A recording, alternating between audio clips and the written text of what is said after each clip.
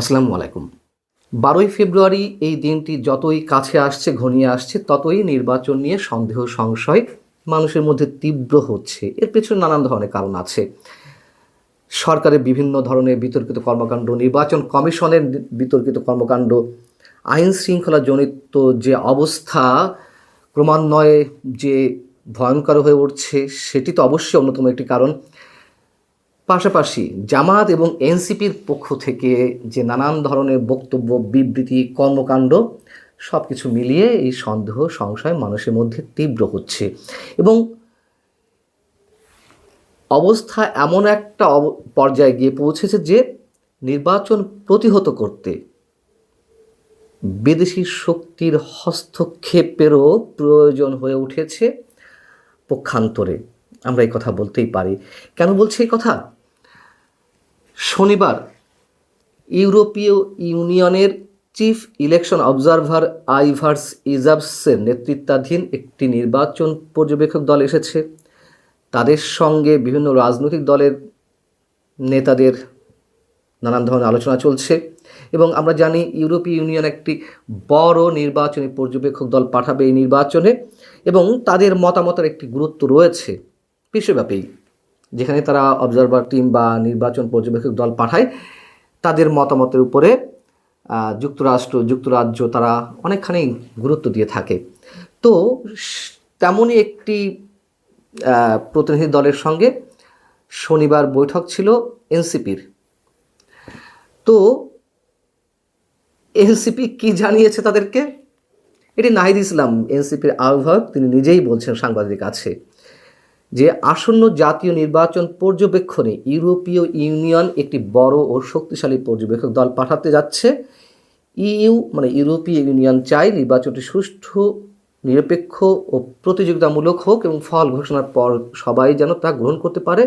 এতে গণতান্ত্রিক রূপান্তরও নির্বিঘ্ন হবে। নাহিদ ইসলামরাও সেটি বিশ্বাস করে। কিন্তু তিনি কি বলছেন? দেশে লেভেল প্লেয়িং ফিল্ড আছে এমন আত্মবিশ্বাস ও ঐকমত্য সব রাজনৈতিক দলের নেই, এনসিপিরও নেই। এটি ইউরোপীয় ইউনিয়নের যে প্রতিনিধি দল তাদেরকে জানিয়ে দেওয়া হয়েছে। তিনি বলছেন যে একটি বিশেষ রাজনৈতিক দলকে সরকারি সুযোগ সুবিধা ও বিশেষ প্রোটোকল দেওয়ার মাধ্যমে প্রশাসনের বিভিন্ন স্তরে পক্ষপাতের বার্তা যাচ্ছে, যা নির্বাচনী মাঠে অসমতা তৈরি করতে পারে। এই কথাগুলো এনসিপি এবং জামাত গত কয়েকদিন ধরে অনবরত বলে আসছে, সব জায়গাতে, সব ধরনের সমাবেশে কিংবা প্রেস ব্রিফিংয়ে। এখন বিষয়টা হচ্ছে যে কেন ইউরোপীয় ইউনিয়নের পর্যবেক্ষক দলের প্রতিনিধির কাছে এমন অভিযোগ নাহিদ ইসলাম করলেন? এর নানান ধরনের কারণ আছে, নানান ধরনের বিষয় আমাদের সামনে উপস্থিত হতে পারে। এক নম্বর হচ্ছে যে নতুন বন্দোবস্তের কথা বলে আসছে এই যে জুলাই যোদ্ধারা কিংবা তাদের সমন্বয়ে যে গঠিত রাজনৈতিক দল বা কিংস পার্টি এনসিপি, তারা তো নতুন বন্দোবস্তের কথা একেবারে ঢাকঢোল পিটিয়ে বলে আসছে। নতুন বন্দোবস্ত যে কতটা কায়েম হয়েছে দেশে গত 17 মাসে তা তো আমরা ঢের ভালো জানি। এখন নতুন বন্দোবস্তের মধ্যে পড়ে যে আমরা বিদেশি শক্তির হস্তক্ষেপ চাইবো না কোনো কিছুতে, ইভেন নির্বাচন ইস্যুতে। আমরা দেখেছি এর আগে প্রতিটি সরকারের সময়, সেটি বিএনপি হোক, আওয়ামী লীগ হোক, রাজনৈতিক যে কোনো সংকটে আমরা বিদেশি শক্তির দ্বারস্থ হই, তারা এসে এখানে নাক গলায়। তো সেটি আবার আমাদের সামনে উপস্থিত হলো নতুন বন্দোবস্তের নামে। এনসিপি সেটি আমাদের সামনে খুব ভালোভাবে উপস্থাপন করলো যে কতটা নতুন বন্দোবস্ত হচ্ছে এই দেশে। ন্যাক্কারজনক একটি ঘটনা। দ্বিতীয়ত হচ্ছে যে কেন তারা ইউরোপীয় ইউনিয়নের কাছে এই অভিযোগটি করলো, বিদেশিদের কাছে কেন তারা এই ধরনের অভিযোগ এখন করছে? যেহেতু ইউরোপীয় ইউনিয়ন নির্বাচন কমিশনকে নানান ধরনের সহযোগিতা দেয়, আর্থিক সহযোগিতা থেকে নানান ধরনের কারিগরি সহযোগিতা নানান পর্যায়ে তারা দিয়ে থাকে এবং তারা একটি বড় নির্বাচনী পর্যবেক্ষক দল পাঠিয়ে থাকে, এবার পাঠাবে। এই নির্বাচন নিয়ে যাতে তারা প্রশ্ন উত্থাপন করে।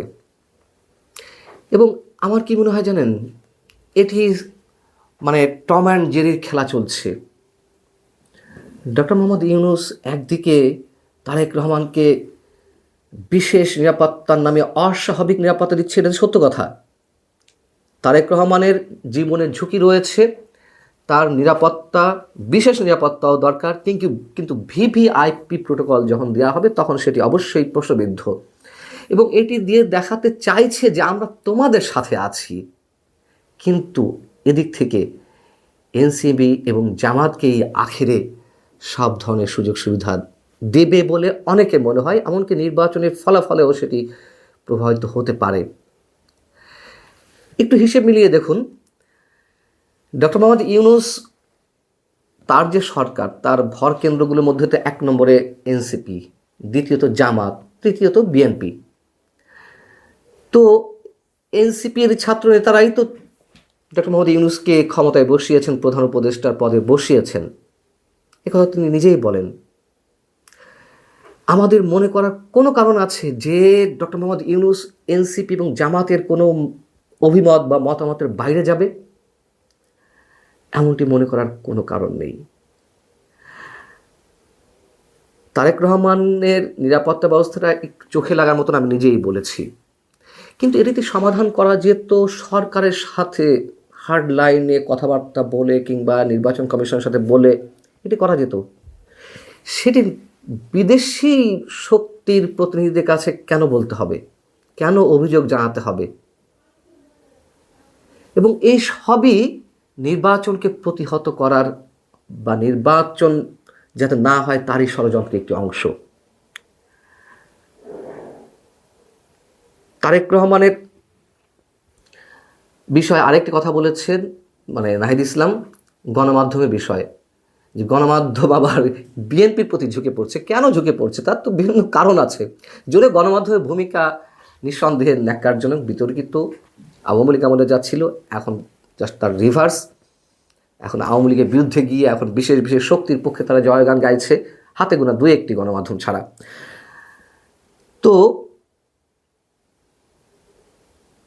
বিদেশি শক্তির হস্তক্ষেপের দ্বারস্থ তারা হচ্ছে, তারা সব ধরনের কম্পোনেন্ট ব্যবহার করছে নির্বাচন যাতে না হয় তার জন্য।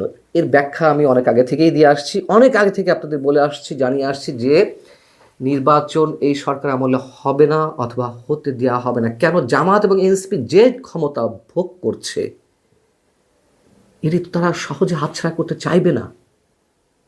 জামাতের জনপ্রিয়তা যতই বাড়ুক এটি তো কোনোভাবে বিএনপির সমকক্ষতায় উঠবে না, খুব স্বাভাবিক। তো এটা ফ্রি ফেয়ার ইলেকশন হলে যেহেতু আওয়ামী লীগ মাঠে নেই, খুব স্বাভাবিক বিএনপি ভালো আসন জয়লাভ করবে। এবং এই যে কোনোভাবেই ক্ষমতা হাতছাড়া করতে চাইছে না, তার আরও একটু উদাহরণ এর আগে আমি আপনাদের দিয়ে রেখেছি বা আপনারা সবাই জানেন। জামায়াতের আমির ডক্টর শফিকুর রহমান, তিনি তারেক রহমানের সাথে দেখা করে বললেন যে আগামী 5 বছর যেন সবাই মিলেমিশে সরকার পরিচালনা করতে পারে দেশের স্বার্থে, এই জন্য একটা জাতীয় সরকার গঠন করতে হবে। তারা কথা আদায় করে নেওয়ার চেষ্টা করছে যে বিএনপি যদি সরকার গঠন করে সেই সরকারের অংশীদার জামাত হতে চাই, এবং নিশ্চয়ই 2-1 মন্ত্রিত্বের ভাগ নিয়ে তারা জামাত সেই সরকারে যাবে না। যদি জাতীয় সরকার হয় সেক্ষেত্রে তারা তাদের মতো করে হিস্সাটি বুঝে নিতে চাইবে। তো কী মনে হয় তারেক রহমান কী বলেছেন? রাজি হয়েছেন?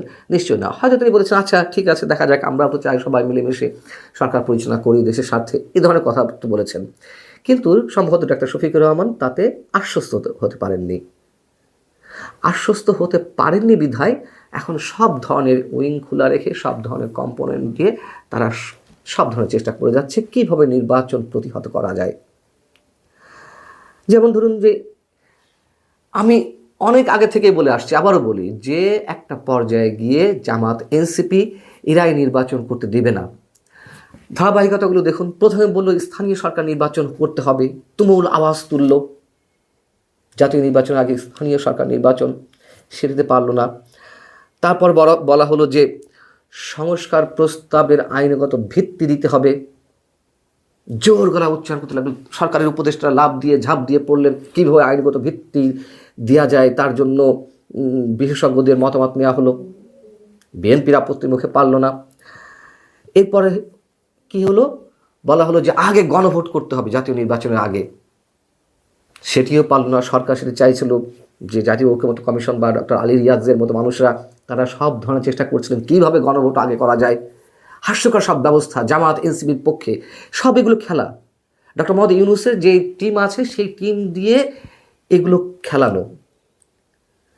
এখন এসে বিদেশি শক্তির কাছে অভিযোগ জানানো হচ্ছে যাতে তারা এই নির্বাচনকে বিতর্কিত করে, প্রশ্নের মুখে নির্বাচনী পর্যবেক্ষক দল না আসে এমন একটি ঘোষণা তারা দেয়, লেভেল প্লেইং ফিল্ড নিশ্চিতের নামে তারা এই প্রশ্নগুলো উত্থাপন করতে পারে। এবং লিখে রাখুন, যদি লেভেল প্লেইং ফিল্ড হয়ও, মানে লেভেল প্লেইং ফিল্ড তো আছে, কিন্তু তারেক রহমানকে ব্যক্তিগত জায়গা থেকে নিরাপত্তা ব্যবস্থাটা একটু বেশি দেওয়া হচ্ছে। এই তো ধরুন একটা সহনীয় মাত্রায় কমিয়ে আনা হলো। তারেক রহমানের নিরাপত্তা তো দরকারই, অবশ্যই দরকার, এটি সবাই জানে আমরা যে তার জীবন হুমকির মুখে, ঝুঁকির মুখে। আর যতই আমরা বলি যে আইন সবার জন্য সমান, আইন সবার জন্য সমান না, এগুলো পুস্তকের কথা, এগুলো স্রেফ বাণী।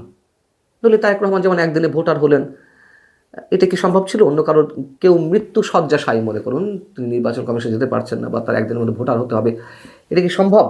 কারোর জন্য সম্ভব না। যাই হোক, আইন সবার জন্য সম্ভব না। তারেক রহমান একদিনে ভোটার হয়েছেন, সেটি নিয়ে আমার কোনো প্রশ্ন নেই। কিন্তু তার নিরাপত্তা ব্যবস্থাটা যদি একটা সহনীয় মাত্রায় নামিয়ে আনা হয়, তারপরেও দেখা যাবে এরা নতুন নতুন অজুহাত তুলছে নির্বাচনকে বিতর্কিত করতে, নির্বাচন প্রতিহতর জন্য। ভালো থাকুন সবাই, আল্লাহ হাফিজ।